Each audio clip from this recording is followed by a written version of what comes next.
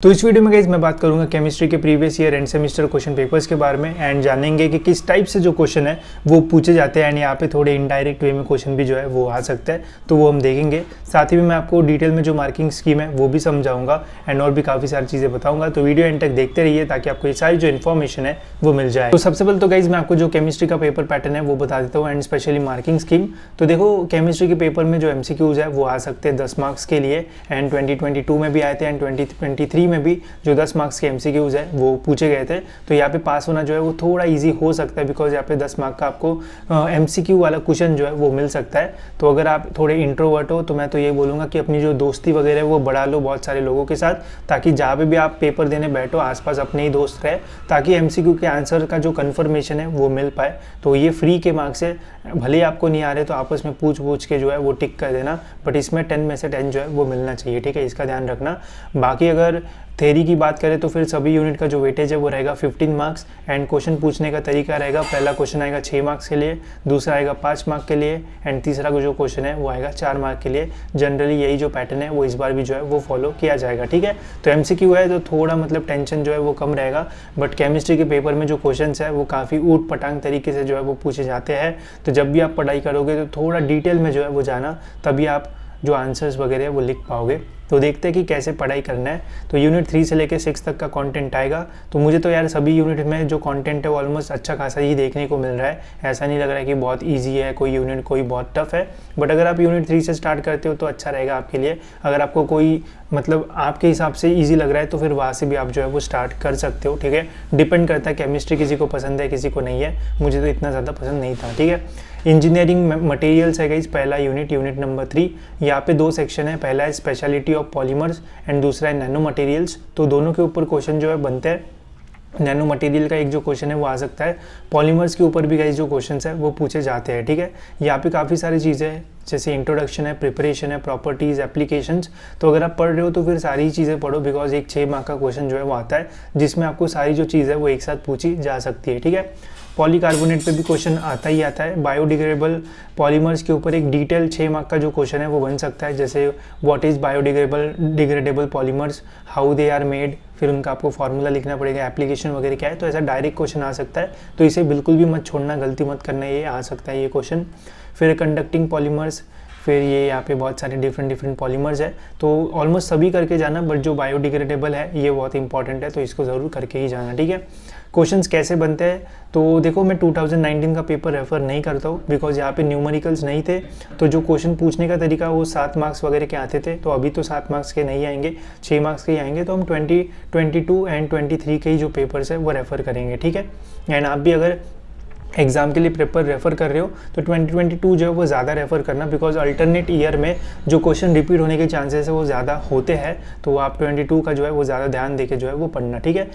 MCQ की practice जो है वो आप यहाँ से कर सकते हो, बट बुक में भी आपको थेरोटिकल जो है वो पढ़ना पड़ेगा, बाकी आपके यार दोस्त तो जो है वो रहेंगे ही।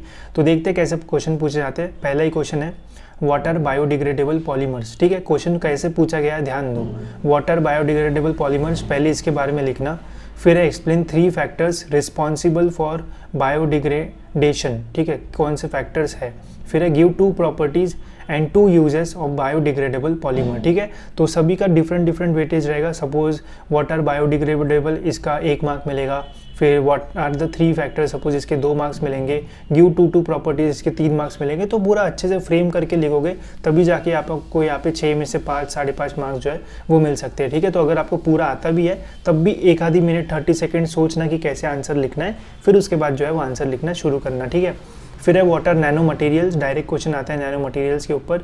Discuss in brief 2 properties and applications of nanomaterials. I think ये इजी क्वेश्चन रहेगा अगर आपकी पढ़ाई हो गई होगी तो। Give the structure and 3 properties and application each of polycarbonate, ठीक है। तो ये भी ईजी है, तो ये डायरेक्ट क्वेश्चन पूछे गए हैं ये तीनों में। अगर इसके और में देखते हैं तो देखो what are carbon nanotubes, discuss the different types of carbon nanotubes with respected to their structure, explain the structure of graphene with the help of diagram and mention it's 2 properties and 2 applications. ठीक है, तो ऐसा कुछ question है, जिसने भी graphene किया होगा उसको आएगा, जिसने नहीं किया होगा डायरेक्ट नहीं आएगा। यहाँ पे फेंकने का जो स्कोप है वो थोड़ा कम है। एंड मैं आपको यही सजेस्ट करूँगा कि आगे पीछे वाला अगर आपको पूछे तो थोड़ा बहुत बता दिया करो यार, उनका भी भला हो जाएगा। बट इतना भी मत बताना कि टीचर आपको पकड़ ले, बिकॉज एंड सेम में अगर पकड़े जाओगे तो हो सकता है कि पेपर वगैरह फाड़ दिया जाए, ऐसा होता है। तो थोड़ा सिक्योर रहना। वैसे फर्स्ट ईयर के बच्चे इतना नहीं करते। फिर है गाइस यहाँ पे what are conducting polymers, state the structure requirements for a polymer to be conducting and give any 3 applications of conducting polymers. ठीक है, तो यहाँ से हमें यही समझ में आ रहा है कि कोई भी एक ही चीज़ जो है वो नहीं पूछी जा रही है। अगर कोई क्वेश्चन पूछा जा रहा है तो वहाँ पे डेफिनेशन भी है, एप्लीकेशन भी है एंड उसका जो फॉर्मूला वगैरह है वो भी है। ठीक है, तो अगर आप क्वेश्चन प्रिपेयर कर रहे हो तो डिटेल में प्रिपेयर करो, तभी जाके आपको पूरे मार्क्स जो है वो मिलेंगे। एंड 23 का अगर हम पेपर देखते हैं तो यहाँ पे आप देख सकते हो वही MCQ है। एंड फिर water conductive polymers, give type of conducting polymers, वही मतलब ब्रीफ में पूरा क्वेश्चन जो है वो आया है 6 मार्क्स के लिए। Give classification and any 4 application of SWCNT, तो ये करके जाना, ये थोड़ा इंपॉर्टेंट है। Give structure any 3 properties and any 3 applications of polycarbonate. ठीक है, मतलब थोड़ा डिटेल में क्वेश्चन पूछा गया है, तो पहले आप लिख सकते हो व्हाट इज़ पॉलीकार्बोनेट एंड फिर structure and properties and application जो है वो लिख सकते हो। ठीक है, तो इस टाइप से क्वेश्चन पूछे जा रहे हैं। फिर क्वेश्चन नंबर 3 आप देख सकते हो, explain with diagram the structure of graphene. तो ग्राफीन हमें काफ़ी रिपीटेड होते हुए देखने को मिल रहा है, तो इसे रट लो या फिर कैलकुलेटर तो है ही। फिर give 3 properties and 3 application of it. What is biodegradable polymer, ये देखो ये भी क्वेश्चन जो है वो आता है, तो इसको अच्छे से कर लो। Give 3 factors affecting biodegradation process of a polymer, तो इसको भी डिटेल में बताया गया है। Water quantum dots, give any 2 types of quantum dots, write any 2 application of QDS। ठीक है, तो ऐसा कुछ क्वेश्चन है, बट इसमें बायोडिग्रेडेबल, ग्राफीन, ये सारे जो क्वेश्चन है वो करके जाना ही जाना। इसमें से कोई ना कोई जो क्वेश्चन है वो ज़रूर आएगा, तो ये जो क्वेश्चन है वो बिल्कुल भी जो है वो स्किप मत करना। तो चलिए अब बढ़ते हैं हमारे नेक्स्ट यूनिट की ओर, जो कि है यूनिट नंबर 4, फ्यूल्स। फ्यूल्स में बहुत सारी चीज़ें हैं, ठीक है, जैसे कैलोरीफिक वैल्यू है यहाँ पे, फिर यहाँ पे लिक्विड फ्यूल है, सॉलिड फ्यूल है, तो ऐसे काफ़ी सारे पार्ट जो है वो देखने को मिल जाएंगे आपको इस यूनिट में।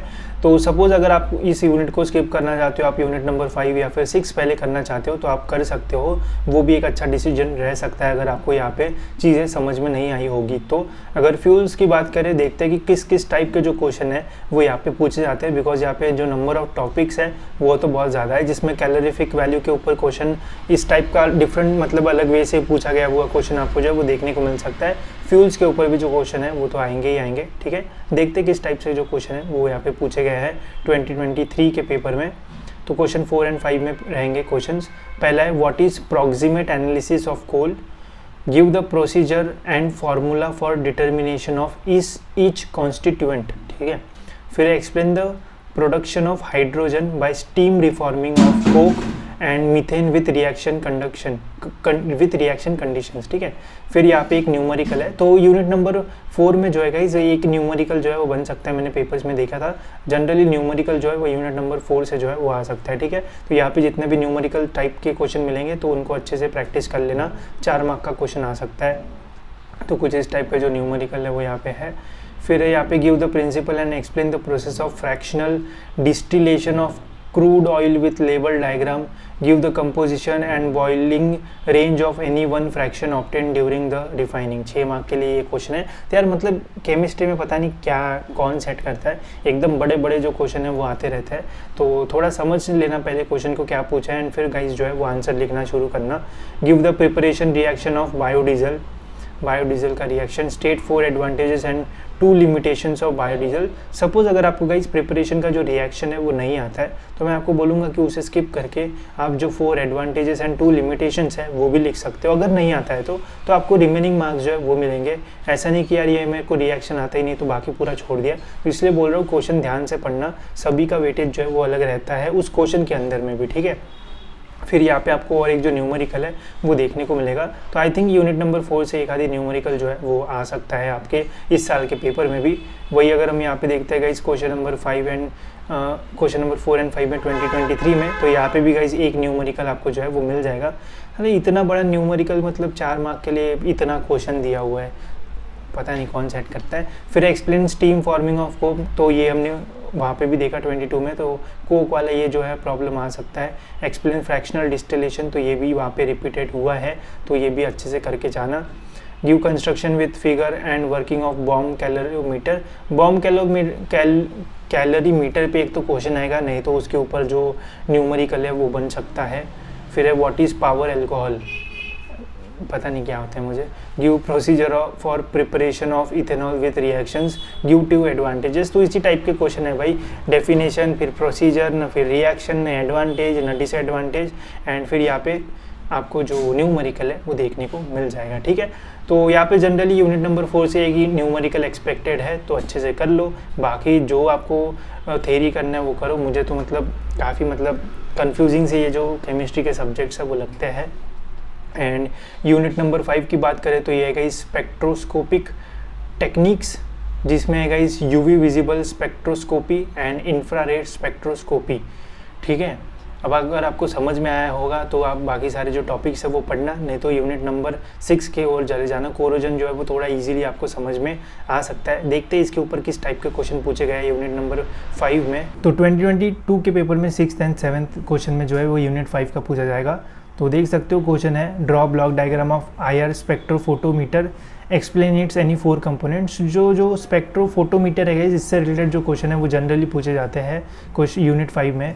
Explain the possible transition which occurs on absorption of UV radiations by organic molecule, explain any 4 application of IR spectroscopy, तो ये भी इंपॉर्टेंट है एक concept. Draw block diagram of single UV beam, ये भी है स्पेक्ट्रोफोटोमीटर।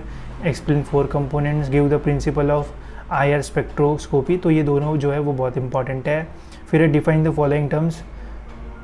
ठीक है, तो ये सारे जो टर्म्स है वो डिफाइन करना है, पता नहीं क्या क्या लिखा हुआ है यहाँ पे, तो मतलब इतने अगर आपको टर्म्स देखने को मिलता है यूनिट 5 में तो वो सारे जो है वो करके चले जाना। फिर यहाँ पे 6th एंड 7th में explain with diagram the possible electronic transition those में ऑकर इन ऑर्गेनिक मॉलिक्यूल, बाप रे। फिर explain the condition of IR radiation absorption by organic molecule, describe any 3 application IR spectroscopy, तो ये जनरली हमें repeated होते हुए देखने को मिल रहा है। Give statement and mathematical expression of Lambert Beer law. ठीक है, तो ये थोड़ा बहुत पढ़ के चले जाना, मतलब आया तो आया, नहीं तो नहीं आया, ऐसा होगा। फिर with the help of diagram explain construction of IR spectrometer, देखो ये मैक्सिमम टाइम्स पूछा जा रहा है। ठीक है, तो इसको तो करके चले ही जाओ अब। Give any 5 application of UV visible spectroscopy and explain bending vibration observe of IR, तो IR से रिलेटेड मैक्सिमम क्वेश्चन जो है वो आ सकते हैं यूनिट 5 में। ठीक है, मेरे को केमिस्ट्री का इतने डिटेल में जो चीज़ है वो नहीं बता पाऊंगा, ठीक है, बिकॉज मैंने इसे अच्छी तरीके से नहीं पढ़ा था। तो आपको समझ में आ रहा होगा कि कौन से टॉपिक्स जो है वो ज़्यादा इंपॉर्टेंट है according to this questions. But यार केमिस्ट्री में भलता ही कुछ, मतलब कहीं से भी पूछते हैं यार, मतलब ये सब बड़े बड़े क्वेश्चन, ऐसे छोटे छोटे सीधा बोल दो कि ये एक्सप्लेन कर दो, इसका एक्सप्रेशन निकाल दो वगैरह वगैरह। तो ठीक है, ये था यूनिट नंबर हमारा 5-6 के। अगर देखते हैं तो ये है कोरोजन साइंस। ठीक है, तो ये आपको समझ में आएगा, कोरोजन बहुत हमने देखा रहता है, ठीक है, घर वगैरह में। तो है introduction types of corrosion. Types of corrosion में भी आपको पूछा था डायरेक्ट कि what are the types of corrosion, या फिर what is corrosion, what are the types of corrosion, what are the disadvantages of corrosion, ऐसे सारी चीज़ें। फिर यहाँ पे बहुत सारे कॉन्सेप्ट्स हैं, डायरेक्ट हम क्वेश्चंस की ओर जो है वो बढ़ते हैं। क्वेश्चन नंबर 8 एंड 9 में पूछा जाएगा, explain hydrogen evaluation and oxygen absorption mechanism of wet corrosion. फिर है what is electroplating, explain the process with diagram and reaction. तो इलेक्ट्रोप्लेटिंग एक थोड़ा इंपॉर्टेंट कंसेप्ट लगता है यूनिट नंबर 6 का, तो इसे अच्छे से करके जाना, मतलब डिटेल में करके जाना। What are anodic and cathodic coatings, तो ये तो मतलब बेसिक है थोड़ा। What are better and why, which are better and why. State Pilling Bedworth ratio and give its significance, give the different types of oxide films with suitable examples. फिर है explain any 5 factors affecting the rate of corrosion, तो ये भी एक basic सा question है। What is the principle of cathodic protection, explain any 1 method. ठीक है, ऐसे क्वेश्चंस है। एंड वही 2023 में भी आप देख सकते हो, explain hydrogen evaluation and oxygen absorption, explain any 5 factors responsible for corrosion, ये तो सिंपल है, पानी वगैरह से होता है। व्हाट इज़ गैल्वेनाइजेशन, ये भी कर सकते हो, ये इंपॉर्टेंट है। Explain types of oxide films with corrosion reactions. फिर एक्सप्लेन प्रोसेस ऑफ इलेक्ट्रोप्लेटिंग, ये इंपॉर्टेंट है, ठीक है, ये मतलब बहुत इंपॉर्टेंट है electroplating. Distinguish between cathodic and anodic, ठीक है। तो कैथोडिक एंड एनोडिक 22 एंड 23 दोनों में आया है। एंड फिर ये वाला जो हमारा इलेक्ट्रोप्लेटिंग है वो भी दोनों बार जो है वो रिपीट होते हुए देखने को मिल रहा है। बाकी तो फिर अलग वे में ही क्वेश्चन जो है वो पूछे गए हैं। तो केमिस्ट्री में देखो बहुत सारे टॉपिक्स है, जो मैंने मेन बताया कि इनके ऊपर क्वेश्चन ज़्यादातर हमें देखने को मिला, वो मतलब 100% जो है वर्क करके जाओ। बाकी एमसीक्यूज़ में 10 में से 10 मार्क्स जो है वो ले लेना। तो मतलब जो मेन टॉपिक्स मैंने बताया एंड 10 में से 10 मार्क्स अगर आपको मिलते तो पास तो आप हो जाओगे।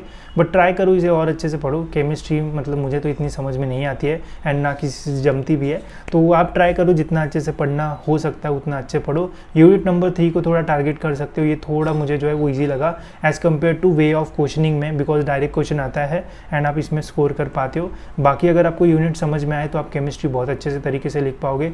अगर आपको कुछ भी नहीं समझ में आया तो फिर तो यार न्यूमेरिकल्स एंड जो मेन क्वेश्चन जो ज़्यादातर रिपीटेड होते हैं वो करके जाओ, तो हो सकता है आप पास जो है वो हो जाओ। एंड फिजिक्स केमिस्ट्री दोनों सब्जेक्ट जो है, फिजिक्स आई थिंक मुझे स्कोरिंग लगता है, मैंने तो मतलब अच्छे से किया था तो अच्छा स्कोर आया था। एंड केमिस्ट्री मुझे नहीं पसंद था तो उसमें थोड़े मतलब हाल बेहाल थे। बट ट्राई करो जितना हो सकता है उतना पढ़ो, मेन क्वेश्चन तो भी जो है वो करके जाओ, ताकि 30 के ऊपर तो भी जो मार्क्स है वो मिल जाए। एंड जिनको समझ में आता है वो 50 के वो भी जो है उसका टारगेट रख सकते हो, ठीक है। बाकी क्वेश्चन पेपर्स आपको मेरे ऐप पे जो है वो मिल जाएगी, लिंक डिस्क्रिप्शन में मिल जाएगी। वहाँ पे 2019, 22, 23 सारे पेपर्स जो है वो अवेलेबल है, वहाँ से आप डाउनलोड करके अपने दोस्तों के साथ जो है वो शेयर कर सकते हो, ठीक है। तो इस वीडियो में इतना ही, होप्स आपको ये वीडियो इन्फॉर्मेटिव लगा होगा। एंड ऐसी वीडियोज़ के लिए इस चैनल को सब्सक्राइब कर देना। मिलते हैं नेक्स्ट वीडियो में।